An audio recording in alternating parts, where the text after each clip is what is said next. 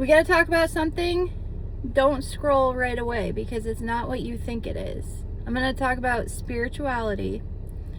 And I think back in the day, I would have scrolled by a video about spirituality so fast. And it took me a long time to actually find my spirituality and how it fits into my life. And I think that is so important that people don't realize that you can make it what works for you.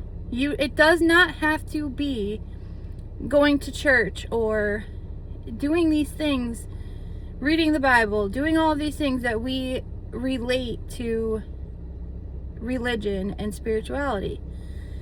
You can make it work for you. And I think this is so important, especially for younger people, because I know for me, when I went through addiction recovery, that is a huge part of the 12 steps, is finding your higher power and letting go to God and doing these things. And when you do not connect with that and you don't believe that within here, it's not going to work. It's not going to work. And I think that's a huge part of,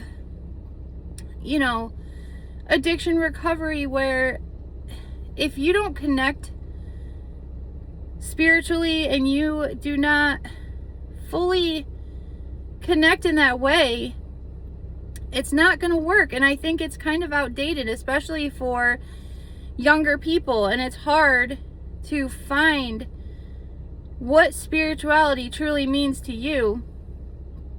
And for me, it took a long time. I talked about meditation yesterday, and that was a huge part of it for me.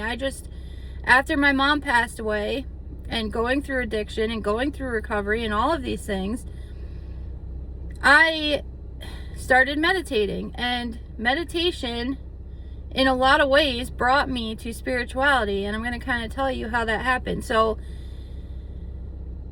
after my mom passed, we had such a close relationship, and I would constantly, I would say something and hear her speaking back to me. And maybe you think that's weird, but whatever. Like, I could literally hear her personality and her mannerisms and what she would say to me in those situations, especially when things got hard. I would be like, "Mom, what the fuck?" And I could hear her like speaking back to me.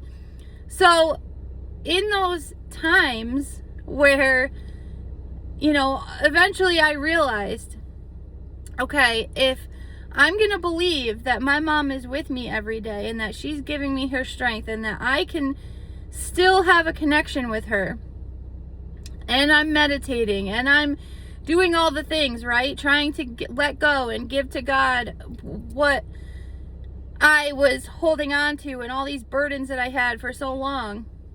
If I'm going to believe in that, why not believe that things happen for a reason, and that the universe and we're all connected and all of our energy is connected, and that we can tap into all of these other realms and spirits and things outside of us, right?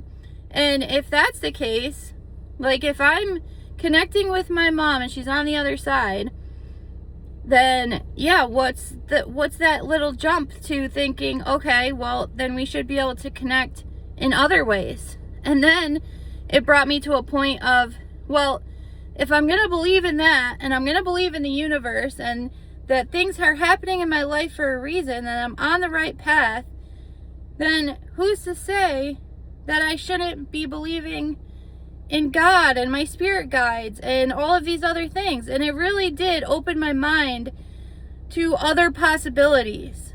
And I was seeing signs from my mom and numbers and this and that. And it's not, it is hard to fully believe in something greater than yourself, right? And that you are being put on the correct path that you should be on. And all of these other things. And there's so many other religions in this world, right, that you can look into, like Hinduism and all of these other things. And that's my point, I guess, is that you should be making it what is right for you. and your soul and your heart and your mind and making it something that fits into your life, that is going to help you through life, that's going to propel you through life, that's going to bring you to your higher self and put you on the path to your best self and your brightest future, and allowing you to let go of your burdens and not hold on to all of these negative things, and allowing you to release all of that to something outside of yourself. And I think that is so important. Like, you don't have to follow the path that was already paved, especially in addiction recovery. Like, those 12 steps, it's a guideline. It's not the end all be all. It's a guideline to get you to where you need to be. And yes, they all have purpose, but you're the one that decides how that fits into your life. I'm gonna leave it there, but there's so much more to that. Like, I just need you to know that if you are going through addiction or you're in recovery and you're having a hard time with that piece of it, just know that is the key. You need to make it fit to who you are and your life and what you need moving forward. Keep that in mind. It's Easter this weekend, so I figured spirituality was a good topic. Maybe we'll go a little deeper into this, but I'm trying to connect all of these pieces. Like, we talked about having presence. We talked about meditation. We talked about opening your mind and getting rid of limiting beliefs and flipping the switch from negativity to positivity, having a different mindset, changing the way that you're thinking and really diving deep and finding those limiting beliefs that were instilled in you from the get-go that are not your beliefs. It's just the media or your family or whoever that put that in your brain. Once you do that and you undo all of those things and you let go and you move forward as your new person, your life will start to change in so many positive ways. I can't stress that enough.